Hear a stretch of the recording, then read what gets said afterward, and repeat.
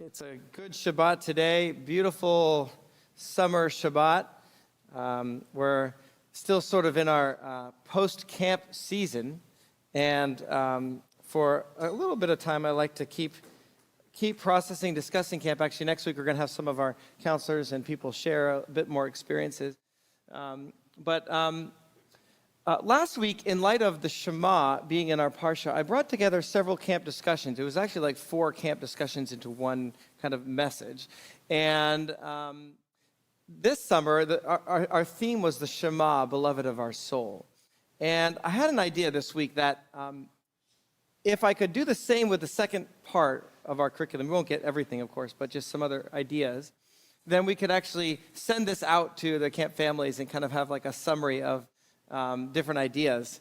And I thought that would be neat. And also, I think this is a topic that is very relevant to us now and to this coming year. You know, we've got a year of all kinds of things happening in the world around us, and I think this will be very helpful. Our picture last week, big picture, was that the Shema is a love story. God desires us to love him with everything that we have, to cherish, to treasure his words as we might a love letter of a beloved. And we saw how Yeshua is the heart of the Shema and how we must keep his words and keep him on our hearts. Like if you remember from last week or from camp, the midrash that we shared where the words are just above our hearts so that when our hearts are opened, he might fall in. Now, once we find the beloved of our soul, we find that loving God is inseparable with loving each other well. And that's what we want to talk about today. In Mark 12, Yeshua highlights this. A Torah scholar asks Yeshua, what is the commandment that is first of all, the most important commandment? And Yeshua answers, the first is, and he says, Shema Yisrael, Hashem Eloheinu, Hashem Echad. Hear, O Israel, the Lord our God, the Lord is one. You shall love the Lord your God with all of your heart, with all of your soul, with all of your mind and all of your strength. And the second is this, you shall love your neighbor as yourself. There is no other commandment greater than these, Yeshua says. Similarly, in some years before Yeshua's day, when he was here with us in person, in the 1st century BCE, we see this discussion happening in Judaism as well. A non-Jew wants to convert to Judaism, so he goes to the Shema school of Pharisees and says, what do I need to do to convert to Judaism standing on one foot? And Shammai takes a rod and beats him out of the synagogue.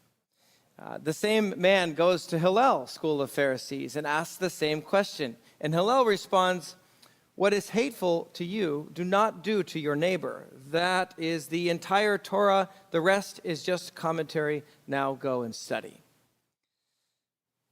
Just after Yeshua's day, Rabbi Akiva of the 1st and 2nd century carries Yeshua's teaching on into rabbinic Judaism. He says, this is the greatest principle of the Torah. You shall love your neighbor as yourself. The Baal Shem Tov of the 17th century, founded the Hasidic Jewish movement, said a soul enters this world for 70, 80 years just to do a favor for another. So let's take a look at Leviticus 19:18. Let's dive into this passage where we find love your neighbor as yourself. I think that loving your neighbor as yourself, it's something that we hear so often that it sort of loses its meaning. Love your neighbor as yourself. Okay, we say it all the time, the golden rule. What does it actually mean to love your neighbor as yourself in the Torah? What is the Torah getting at? Why is this commandment to love your neighbor so important when it's just one line in the midst of hundreds of other commandments in Leviticus and even in the same chapter? It's just one line. Why is it so important? Why is this one line so important? Let's see if we can make it less abstract and see if we can learn what the Torah means by unpacking the context of this verse. So in verse 17, we'll begin, Leviticus 19:17. You are not to hate your brother in your heart. You are to firmly rebuke your neighbor. Do not bear sin because of him. Do not take revenge, nor bear any grudge against the children of your people. Love your neighbor as yourself. So let's break this down into 4 different parts. We have, first, don't hate your brother in your heart. We have rebuke or confront your brother. Don't bear sin upon yourself. We have do not take revenge. Don't hold a grudge. And then love your neighbor as yourself. So what if we take these and break them apart and then bring them back together and see if it informs what love your neighbor as yourself means according to the Torah? So let's look first at do not hate your brother in your heart. Achicha is brother. It doesn't just mean brother. It could mean kinsman. It could mean your people. It could mean your neighbor. The Torah could simply say, do not hate your brother. And I think that would make a lot of sense. Listen, don't hate your brother. Don't do hateful things to your brother. It could say that. But instead it adds this interesting phrase, do not hate your brother in your heart. And so the great rabbinical commentators have asked this question, why does the Torah emphasize in your heart? And Rambam answers this question, because it is the way of those who hate to cover up their hatred in their hearts. Just as it is said in Proverbs 26:24, an enemy conceals with his speech, yet in his heart he harbors deceit. So people might think, it's fine if I hate my brother so long as I don't show it. Maybe you've thought this too. It's fine if I hate him. I just don't show it. It's fine. But the reality is, it always comes out. You can't manage hatred on the inside. It doesn't stay there. It will come out. And then what happens is that hatred burns a hole in our souls. So we know this famous quote by Shlomo Carlebach. He was asked why he would play in Germany right after the Holocaust. Don't you hate the Nazis? And Carlebach said, if I have 2 souls, I devote one to hating, but I only have one, so I won't waste it on hating. I wonder if we can connect this phrase, do not hate your brother in your heart, to the similar phrase in the Shema, these words shall be upon your heart. Remember last week we unpacked that the Shema is about accepting with our mind the yoke of heaven, and then we must love. And then that love must be realized or concretized in the world through actions that we do in the world. We have to concretize love in action. And then that phrase, on your heart, is this link between love and action. It's the place where our understanding and our desires are conceived into action. So the heart is where we cherish, it's where we treasure, it's where we become attached. So if you remember this midrash, the words of Torah must be just above our hearts, because when our hearts are closed, they can't get in, but then every so often our hearts will open and then the words will fall in. So what happens if we look at this verse, do not hate your brother in your heart, through this lens? You will cherish, you will treasure, you will grow deeply attached to the things that you place on your heart, because they will fall in. If you hate your brother in your heart, hate will fall in. Hate will be what you treasure. It will be what you nurse inside. It will be what you begin to cherish and grow to actually love. So rather than love being conceived into action, hate is then conceived into action, hateful action. Rather than treasure your brother, you will grow to despise your brother. Let's go to our next verse. Rebuke your brother. Okay, this is really interesting. So let's think about how this verse, rebuke your brother, connects with the verse before. Do not hate your brother in your heart. Do not hate your brother in your heart. Rebuke your brother. So in real life, there will be conflict, and I think the Torah acknowledges this. We are going to do the wrong thing. We're going to hurt other people. Just be in community. That's why we're in community, to deal with these things, because we hurt each other. People hurt us. People wrong us. We wrong other people.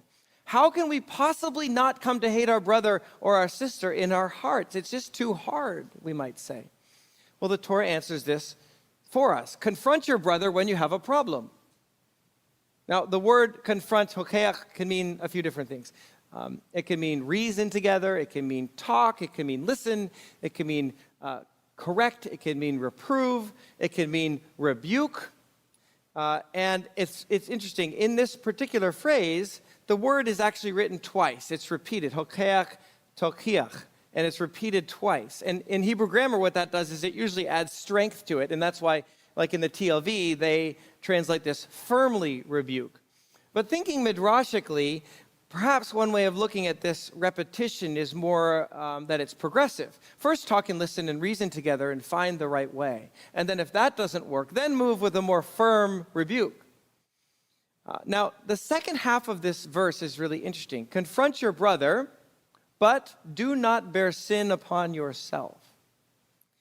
So don't hate your brother in your heart.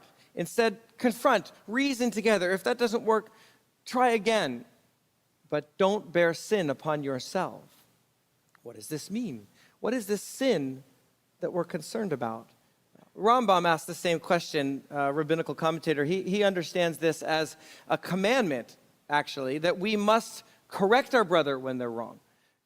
If we do not confront our brother or our sister, but we hold hatred in our hearts, then what happens is, he says, we bear that person's sin upon ourselves because we failed to do our part to make it right. So the idea is that we have an obligation to initiate a conversation. And if we don't, we actually bear that person's sin against us as if it were our own sin. This is what he shares. Now, Rashi sees this in a different direction. He says, this means that when you rebuke or confront someone that you're angry with, do not shame the person. He uses the word that means to literally make their face go pale. Don't shame them by doing so in public. Don't shame them by condemning the other person. I think both of these two ideas actually go together. Rashi agrees with Yeshua. In Matthew 18:15, Yeshua tells us, if your brother sins against you, go and show him his fault while you're with him alone. If he listens to you, you'll have won your brother. In our parenting program, we teach this to kids in a very simple way, but I think it's really good for adults. Use your words without being mean. And in the context of marriage, Rain and I have a conversation tool that we call the gentle confrontation. Bereshit Rabbah is a midrashic commentary written around the 4th century. And what we find is a commentary that brings in Leviticus 18, this verse. It says, this is a great principle of the Torah. You shall love your neighbor as yourself. So, one might say, if I am scorned, I should scorn back. If I have been cursed, I should curse back. But this is not so, Bereshit Rabbah says. And another sage comments, if you act this way, you must realize who it is that you are willing to humiliate, the one who was made in the likeness of God. Do you see the idea? The idea is that love requires that you work things out and make things right. You just can't hate your brother inwardly while covering it up on the outside. But when you do this, you need to do it without shaming the other person. Why? Because he too is made in the image of God. And Yeshua emphasizes this reading of these verses when he teaches in the Sermon on the Mount. Therefore, if you are presenting your offering upon the altar and you remember that your brother has something against you, leave your offering there before the altar and go. First to be reconciled to your brother and then come and present your offering. So why is reconciling with your brother more important than worship? Because your brother is made in the image of God. It's the same teaching. And this brings up an interesting idea that Rabbi Jonathan Sachs speaks about in his commentary on these verses. He challenges the extreme idea from the hippie movement, all you need is love. You know the song, all you need is love? Where boundaries are just removed from relationships. Instead, he argues that warm, fuzzy love feelings is not enough. Relationships also need rules. And perhaps this is why love your neighbor does not stand alone in the Torah, but it's this small verse nestled within all kinds of other laws about holiness, such as, leave the corners of your field for the poor, don't steal, use just measures and weights, all kinds of restrictions around sexual relationships that are not permitted and can cause chaos. The Parsha even gives rules around identity, like not wearing priestly garments when you're not a priest. The Torah is creating boundaries that translate love to one another in actions. Rabbi Sachs writes, this is what Parshat Kedoshim, that's the Parsha where this verse is found, is all about. Clear rules that create social order. This is where real love, not the sentimental, self-deceiving substitute, belongs. This is all that protects us from chaos. So the Torah's instruction is that we must confront someone who has violated these rules, but we must do so in the right way. This tells us a lot about what love your neighbor means. And going on, when you try to talk with people about these things, with a person, and you confront a person, there are a few things that might happen. The person might say, hey, I didn't mean that. Here's what I meant. And I think maybe 90% of conflicts are actually resolved through listening. Conversation leads to understanding, as Diane Cohen likes to say. Second, you might realize that maybe you don't really have a case at all. You need to drop your charges. Okay. You might realize that you were really the one at fault. You might need to apologize. All of these things are what Yeshua says, if he listens to you, you will have won your brother. But the Torah also recognizes that it might not go so well. Maybe a person will just continue to accuse you. Maybe the person will deny it. Maybe the person will say, I don't care that I hurt you. Okay, either way, love requires that we initiate the conversation.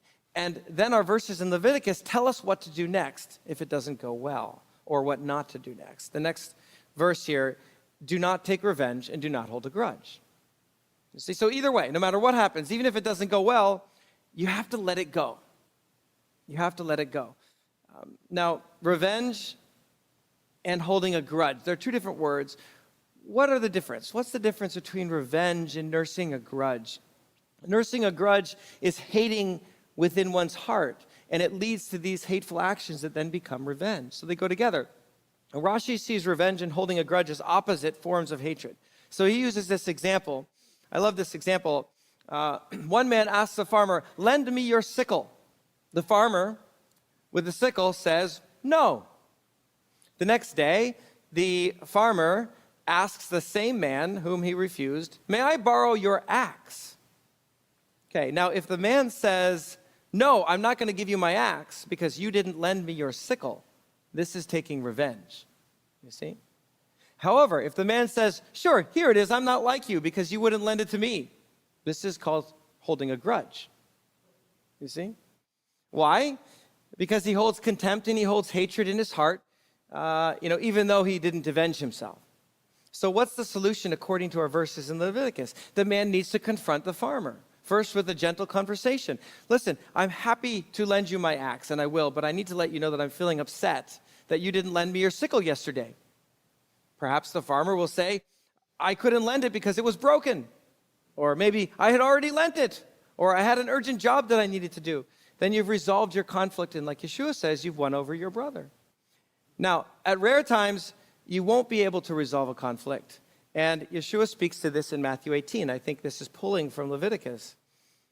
He says, but if he does not listen, take with you one or two more, so that by the mouth of two or three witnesses every word may stand. But if he still refuses to listen, then bring it to Messiah's community. And if he refuses to listen even to Messiah's community, let him be to you like a pagan and a tax collector.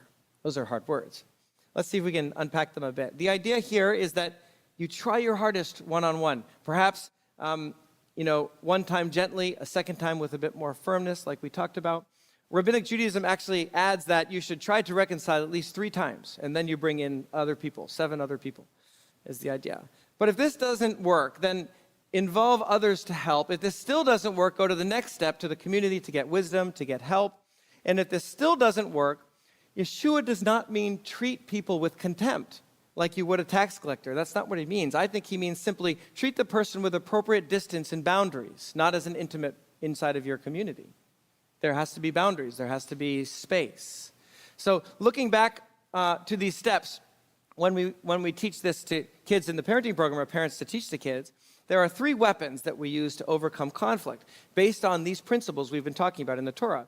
Each weapon, though, has a hidden dagger that must be handled carefully. The first one is overlook an insult without becoming bitter. So if you can, you just let it go without becoming bitter. The second, we talked about use your words without becoming mean. And if that doesn't work, get help, but without complaining. Because once you add complaining in, then you've nursing a grudge, you see? So these are true for all of us, aren't they? A very simple way of putting this together. But either way, we must never nurse a grudge or take revenge. We must never hate our brother in our hearts. Now, the passage then concludes, love your neighbor as yourself. So if we put it all together in context, the verses above describe what it means to love your neighbor. The Torah assumes that people are going to do the wrong thing, that you're going to get mad, that you're going to get hurt, that you'll hate this person for doing this thing. If that happens, don't hate your brother in your heart. It will consume you. Instead, this is what you do. You talk with that person who has wronged you. You show them where they have wronged you, and you listen. You try these different ways before you set boundaries.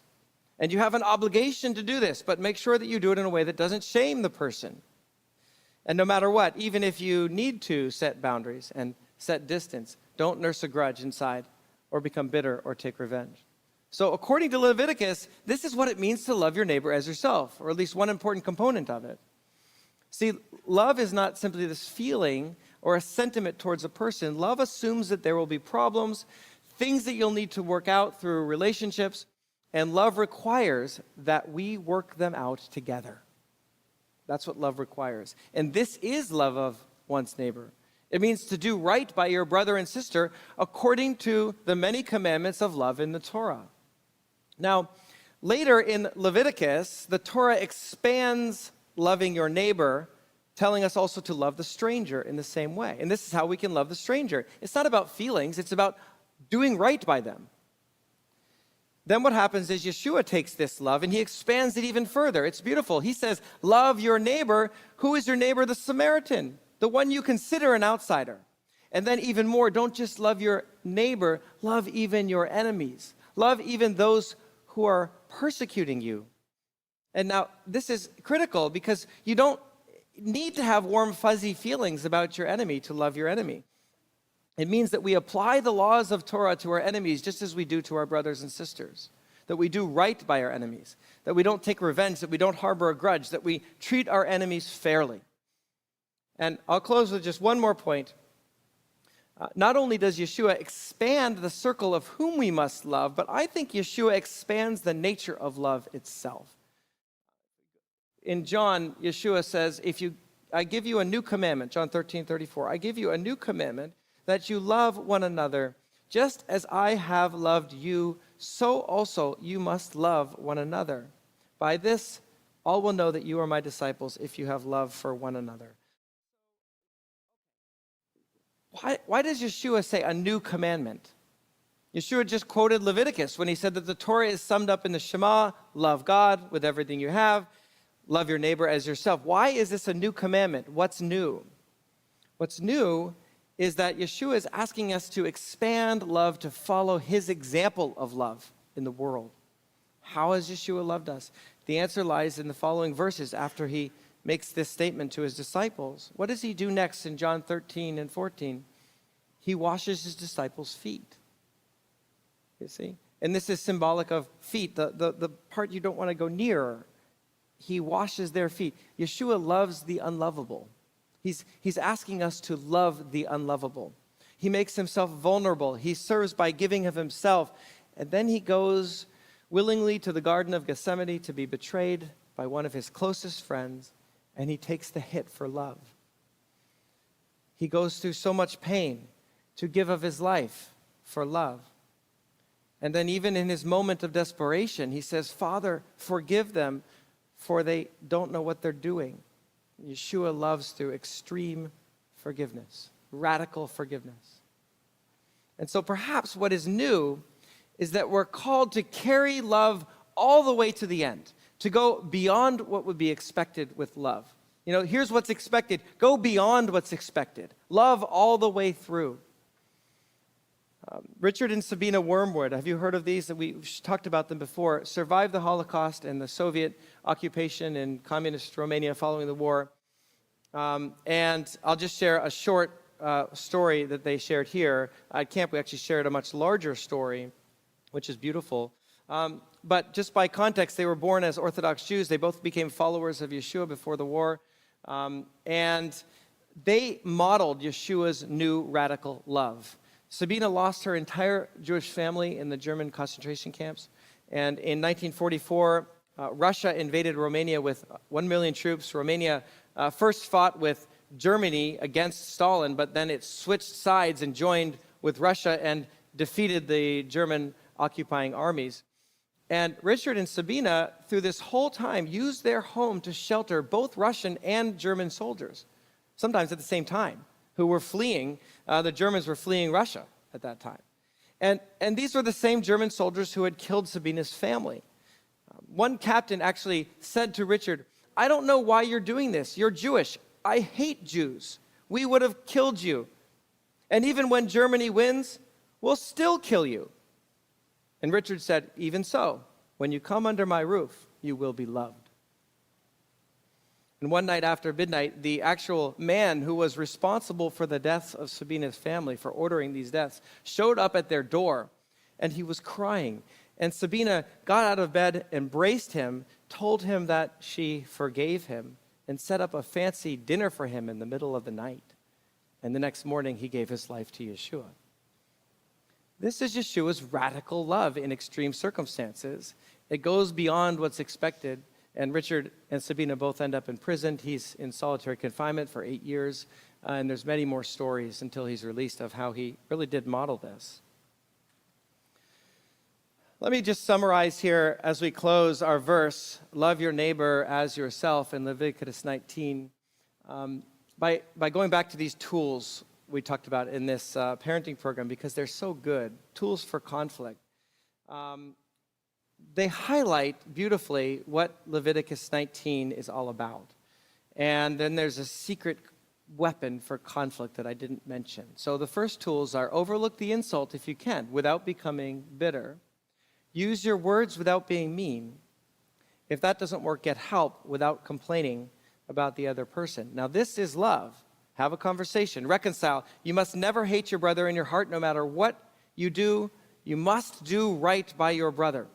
Keep Torah in our relationships. But then when these things no longer work and we develop enemies in the world, which will happen, then we're given Yeshua's instructions to love as he has loved, to turn the other cheek, to walk the extra mile, to forgive the unforgivable, to pray for those who have wronged us. And then when this is required, what we do is we look to the blessing given to those who are persecuted for the sake of righteousness. And that's our next secret weapon. Even here, it doesn't mean there's no boundaries. Yeshua modeled a lot of boundaries. But it means that somehow we go beyond what is expected as followers of Yeshua, even when we need to give deeply of ourselves to do so, to love with Yeshua's new love. And Shabbat Shalom, everyone.